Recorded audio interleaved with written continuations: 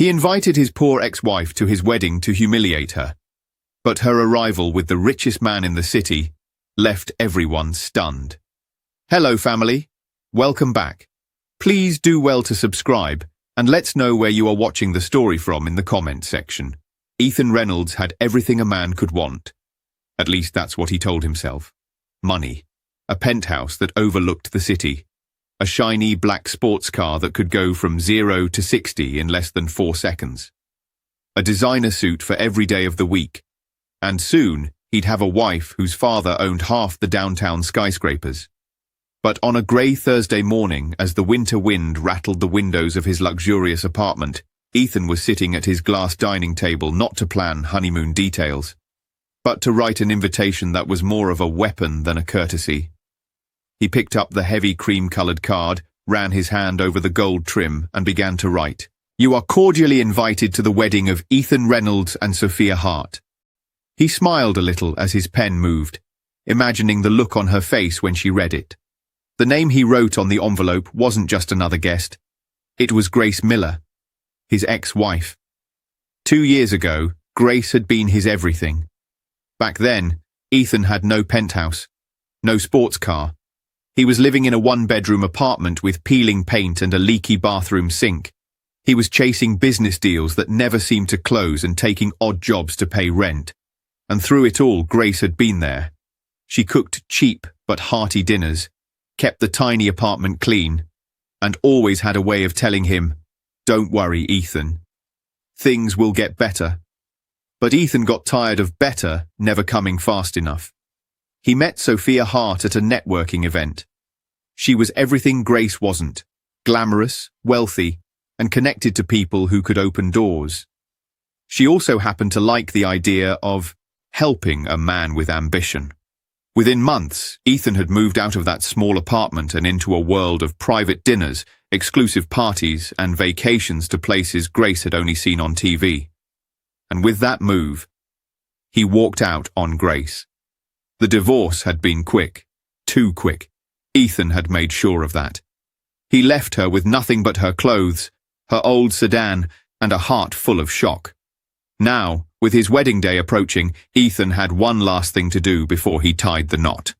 Let Grace see exactly what she had missed out on. He sealed the envelope and handed it to his assistant, smiling with a satisfaction that felt sharper than joy. "Make sure this gets delivered today," he said. His assistant raised an eyebrow. "You sure you want to invite your ex-wife to your wedding?" Ethan leaned back in his chair.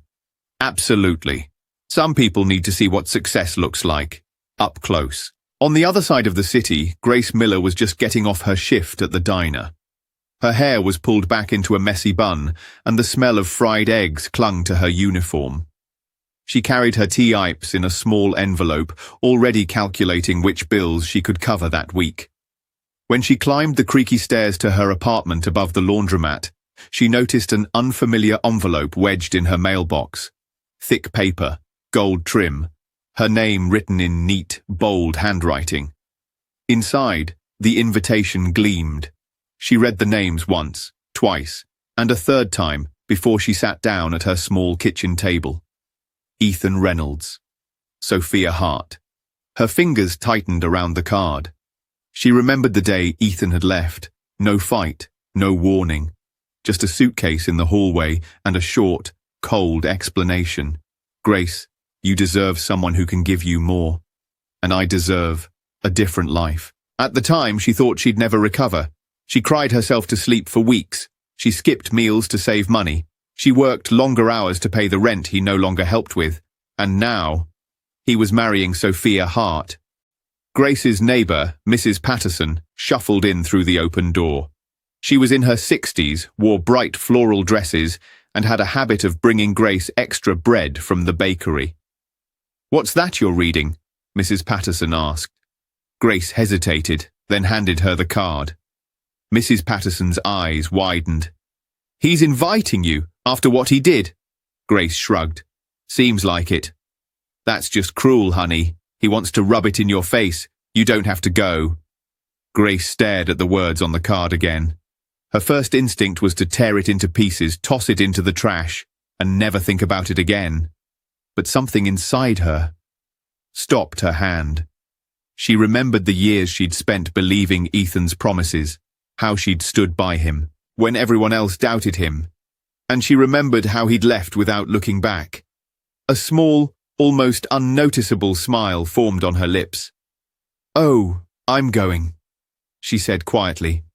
Mrs. Patterson blinked. "Why would you?" Grace set the card down carefully. "Because sometimes people need to see the truth, and I think it's time Ethan saw mine." That night, Grace couldn't sleep. She lay in bed staring at the ceiling, the hum of the laundromat machines vibrating through the floor. In her mind she saw Ethan, polished, charming, proud, introducing Sophia to a room full of rich friends. She saw herself walking in, tired from work, wearing something plain, and feeling completely out of place. And then she imagined something else. She imagined walking in and not feeling small at all. She imagined him being the one caught off guard. Her phone buzzed on the nightstand. A text from her co-worker, Mia. "Hey, remember my cousin Jonathan? He's back in town. Said he's looking for someone to help organize his charity gala. Pays well. You interested?" Grace sat up in bed. Jonathan. She remembered meeting him once, briefly. He was older, well-dressed and polite, the kind of man who made people lean in when he spoke. She didn't know much else. She typed back, "Yes, I'm interested." The next morning, she tucked the invitation into the back of her drawer, behind her socks. She didn't need to look at it again. She didn't know exactly how she'd do it yet, but Grace had made up her mind.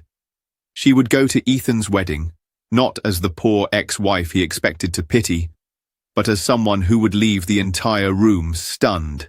Some battles weren't fought with raised voices or angry words. Some were won just by showing up and showing that you'd risen higher than anyone thought you could, and Grace Miller was ready to fight that kind of battle. By the end of the week, Ethan's invitation had been sent to more than 200 guests. Business partners, society elites, influential friends of Sophia's family. But there was only one name on the list that gave him the special thrill of victory. Grace Miller. In his mind, he saw it already, her eyes widening as she saw the crystal chandeliers, the designer gown on Sophia, the luxury he'd always wanted but she could never give him. Ethan didn't know it yet, but he wasn't the only one making plans.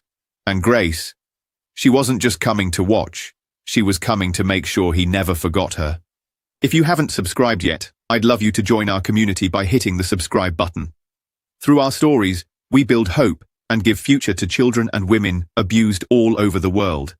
Motivate us by subscribing to hitting the subscribe button and turning on your notification bell. Also let us know in the comments where you are watching us from and how this story hit home for you. The wedding day dawned bright and golden. Sunlight streamed through the tall windows of the Hart family's private estate, bouncing off marble floors and polished silver. It wasn't just a wedding. It was an event. The kind the city's society columnists loved to write about. Sophia Hart had insisted on nothing less than perfection. Her dress was flown in from Paris. The flowers, thousands of roses and lilies, had been arranged by a designer who only worked for royalty. The guest list included CEOs, politicians, and people who never had to check price tags.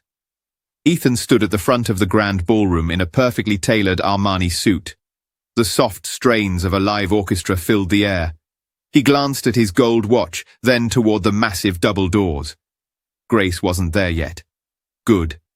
He wanted her to arrive late, after everyone was seated, so the whispers would ripple through the crowd when she walked in. He imagined her wearing something plain, maybe that old beige dress she used to wear to nice dinners.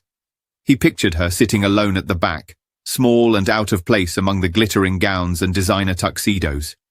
He smiled to himself. This is going to be perfect.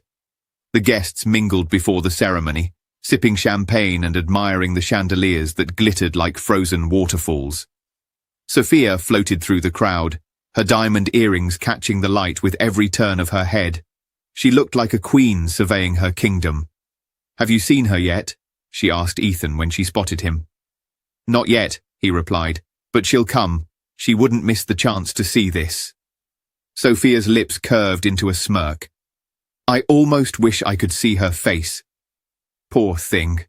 Must feel like she's walking into another world. She'll survive, Ethan said lightly. And she'll never forget it. Across the city, Grace stepped out of a sleek black sedan. The driver, wearing a crisp uniform, opened her door with a respectful bow of his head. Grace's long midnight blue gown shimmered softly in the sunlight.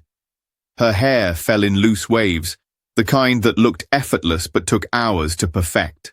Around her neck lay a diamond necklace that caught every ray of light. But more than the dress or the jewelry, it was her presence that turned heads the moment she entered the estate. She didn't walk like someone afraid of not belonging. She walked like she owned the ground under her feet. Beside her was Jonathan Steele, tall, broad-shouldered, with silver at his temples, and the kind of quiet confidence that made people instinctively move aside when he passed. As they approached the entrance, the murmurs began. Is that Jonathan Steele? No, it is him. But who's she? She's stunning. Grace heard them but didn't react. She had practiced this in her head. Walk in, chin high, eyes forward, like nothing could shake her.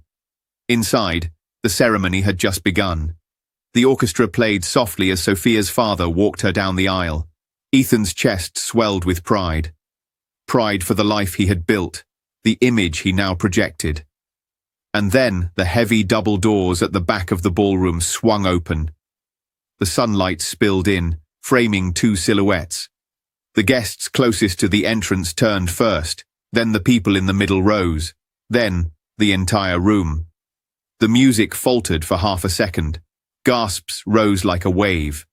Ethan turned, expecting to see Grace in that old beige dress. Instead, his breath caught. Grace stood there in her midnight blue gown, her arm resting lightly in Jonathan Steele's. She looked nothing like the woman he had left. Her skin glowed. Her eyes sparkled. The diamonds around her neck seemed almost unnecessary, compared to the quiet, calm power in her smile. Jonathan scanned the room with polite detachment, as if none of this mattered to him, and yet everyone knew it did. Ethan's heart started to pound. He tried to regain control of his expression, but his jaw tightened. Sophia followed his gaze and stiffened. She leaned slightly toward him and whispered, Is that her? Ethan didn't answer. He couldn't. Grace and Jonathan began walking down the side aisle, every step deliberate. The whispers grew louder, a low buzz of speculation. She's with him? They look incredible together. Didn't she used to be married to Ethan? By the time they reached the front row, Grace's calm smile hadn't wavered. Jonathan pulled out her chair and waited until she was seated before taking his own. The ceremony continued, but Ethan found himself stumbling over the words when it was his turn to speak.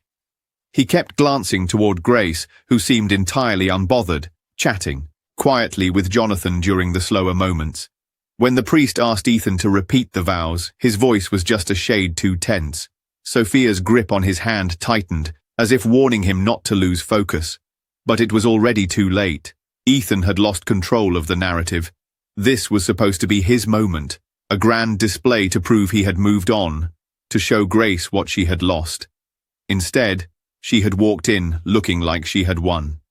At the end of the ceremony, the guests rose to applaud. But many of them weren't looking at Ethan and Sophia as they kissed. Their eyes kept flicking toward the woman in the blue gown and the man beside her. The whispers hadn't stopped.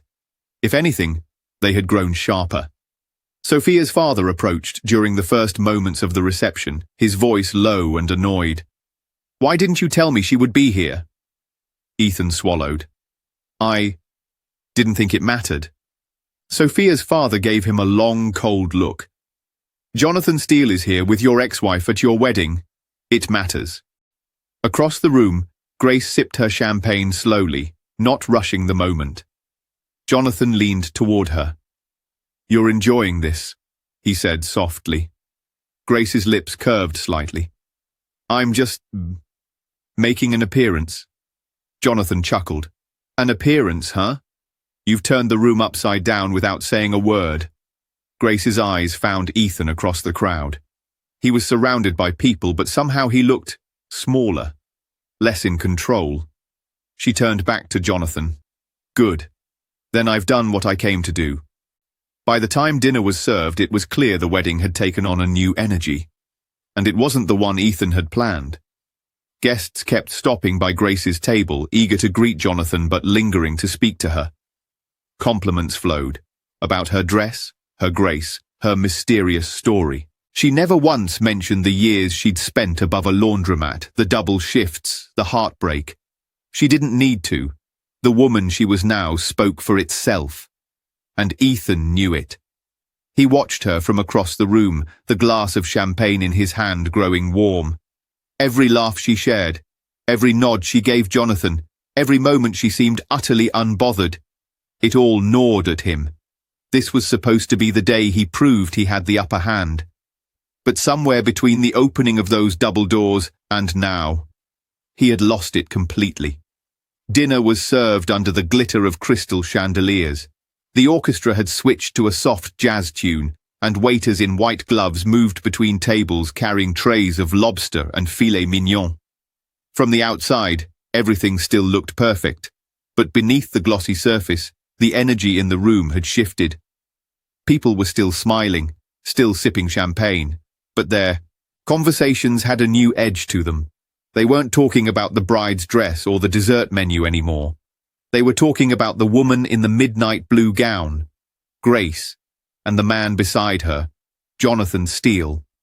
At the head table, Ethan tried to keep his focus on Sophia. She was laughing with her bridesmaids, but her laughter didn't reach her eyes. She knew the whispers weren't about her anymore, and it was starting to grate. Leaning closer to Ethan, she murmured, "They won't stop staring at her. It's our wedding, Ethan. Do something." Ethan's jaw tightened. "What do you want me to do? Kick them out?" Sophia gave him a sharp look. "If you'd told me she was coming with him, I would have planned for this." Ethan didn't answer. His eyes had drifted again toward Grace, who was sitting so calmly, as if she had been born in this world of luxury. Jonathan, for his part, looked entirely at ease. He was talking with the mayor at one moment, a tech billionaire the next, never raising his voice but somehow commanding attention without trying. Every so often, he'd lean toward Grace and say something that made her smile. Not the polite smile she gave the other guests, but the real one. The smile Ethan remembered from the days before everything changed.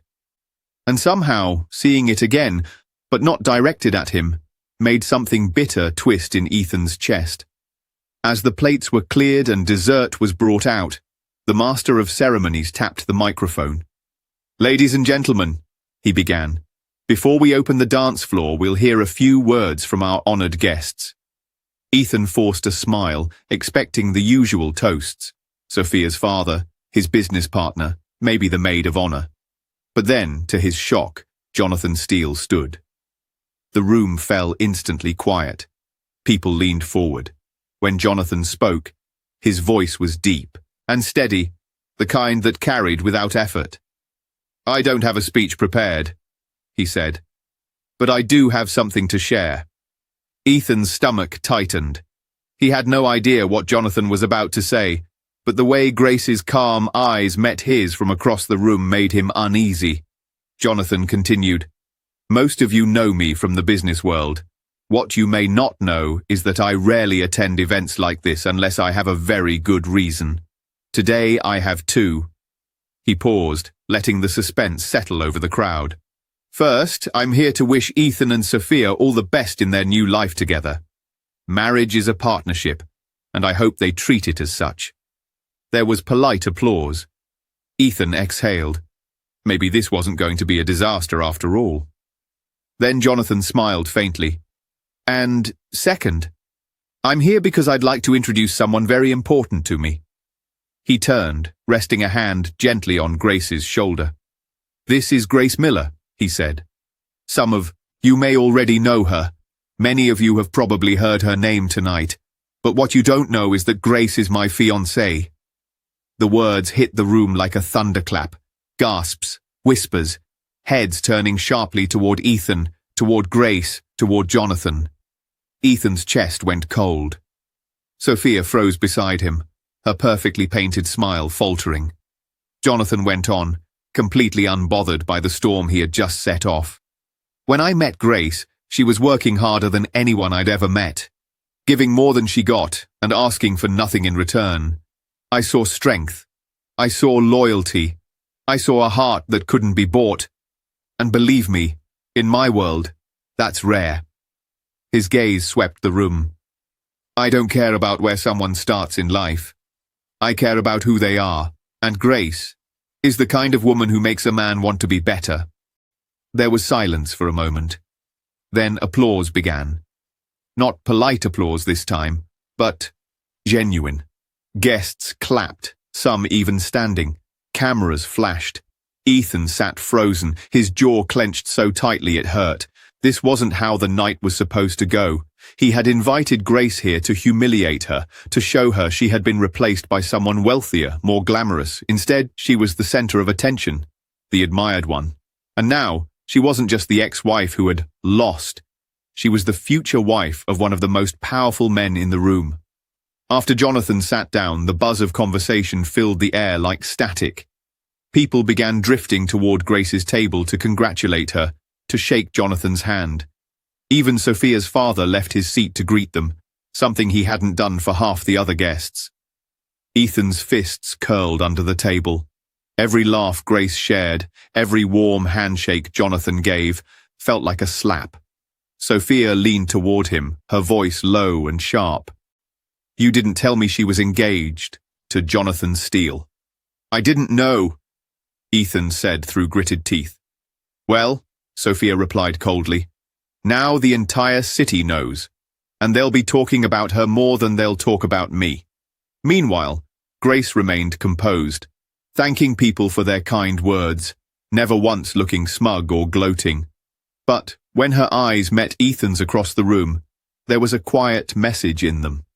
Not anger, not revenge, just, "I'm doing fine without you." And somehow, that was worse than if she had tried to hurt him. The music started again, and couples began moving to the dance floor. Jonathan offered Grace his hand, and together they joined the first wave of dancers. They moved gracefully, effortlessly, as if they'd been doing it for years. And as they passed Ethan's table, Jonathan gave him a polite nod, the kind of nod that said, "We're not enemies, but I've already won." Ethan didn't nod back. By the time the song ended, it was clear the evening spotlight had shifted for good. Guests were still talking about the bride and groom, but now it was in the same breath as Grace and Jonathan. Ethan had tried to make her look small. Instead, she had made him look replaceable. The reception carried on, but the sparkle that Ethan had imagined for his perfect night had dulled. Guests still laughed and clinked glasses, but the energy no longer revolved around him and Sophia. Everywhere he looked, heads turned toward Grace. Even the photographer seemed to be taking more shots of her and Jonathan than of the bride and groom. Sophia tried to hold her poise, but her father's expression made it harder by the minute. He had been watching the evening like a hawk, his jaw set, his lips pressed into a thin, disapproving line. Finally, he approached the head table, leaning toward Sophia, but loud enough for Ethan to hear, he said. "This is a wedding, not a networking opportunity for your ex-wife. Handle it." Then he straightened and walked away without waiting for a reply. Sophia's face flushed. "You've embarrassed me," she hissed under her breath. Ethan turned on her, his voice low but sharp. "I didn't know she'd show up like this. You think I planned for her to outshine us?" Sophia looked away, her silence saying more than any words could. Across the room, Grace sat with the quiet grace of someone who belonged exactly where she was. She didn't gloat, didn't make a scene. If anything, her restraint made her presence even more powerful. Jonathan spoke with another guest, but his hand rested lightly on hers, an unspoken sign that she was his equal. Ethan finally left the head table, unable to sit still any longer. He found Grace near the champagne fountain, momentarily alone as Jonathan stepped away to greet someone. For a moment, he just stood there watching her. She turned and noticed him, and that faint smile, calm, steady, almost kind, spread across her lips. "I see you made it," Ethan said, trying to keep his voice neutral. "I told you I would," she replied. He glanced around the room. "You've changed." "People do," she said simply, "especially when they've been forced to." He shifted uncomfortably. This wasn't supposed to. He stopped himself, realizing he was about to say more than he wanted. Grace tilted her head slightly. "Supposed to what? Make me feel small? Remind me of what I lost?" Her tone wasn't angry. If anything, it was calm in a way that made his chest tighten. Ethan's eyes flicked toward Jonathan, who was now returning. "You seem happy," he said, though the words tasted bitter. "I am," she replied, "because I learned something, Ethan.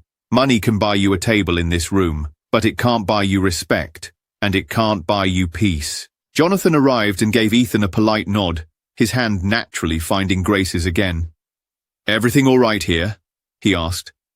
"Perfect," Grace said, her eyes still holding Ethan's for a moment longer.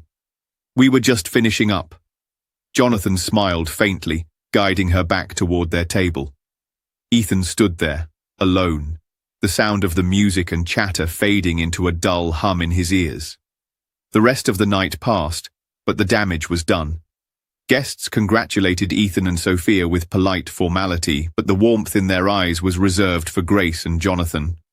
Conversations shifted away from the happy couple to speculation about when Grace's wedding would be, and whether it would outshine this one. When the evening finally ended, the last thing Ethan saw before Grace disappeared into the sleek black car waiting outside was her turning slightly in the doorway, her eyes meeting his one final time.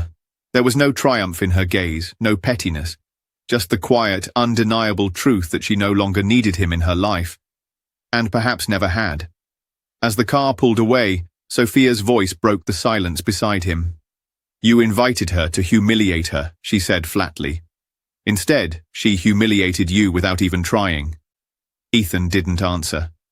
He couldn't. The truth was already heavy enough. And for everyone who had witnessed it, the lesson was clear. When you dig a pit for someone else, you may be the one who falls in.